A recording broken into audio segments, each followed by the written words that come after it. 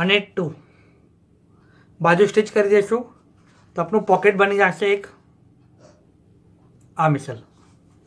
જો આ રેડી કરેલું છે. આ મિસલ આપણાને 3 પોકેટ જોશે, 1 2 અને આ ત્રીજું પોકેટ. નેક્સ્ટ આપણે શું કરીશું, આ આપનું પીસ છે 7 ઇંચીસ બાય 15 ઇંચીસ. ઓકે, આપણે એક પોકેટ મૂકીએ. ઓકે, આમ ફોલ્ડ થશે અને આમ ક્લોઝ થશે, બરાબર. તો આપણે માર્કિંગ કરીએ. પહેલાં આનો આપણે સેન્ટર લઈએ.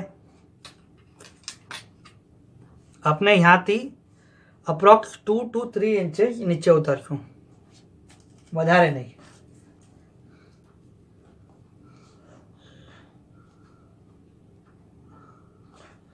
ટુ ઇંચીસ.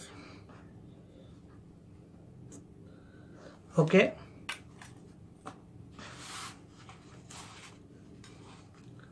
टू इंचेस उतरा. હવે આપણે આનું સેન્ટર લઈએ. 6 છે, 3 થાય છે. આનું સેન્ટર આવી ગયું.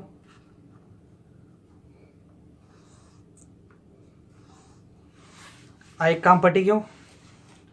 હવે यहाँ આપણે ફોલ્ડ કરીએ હાફ.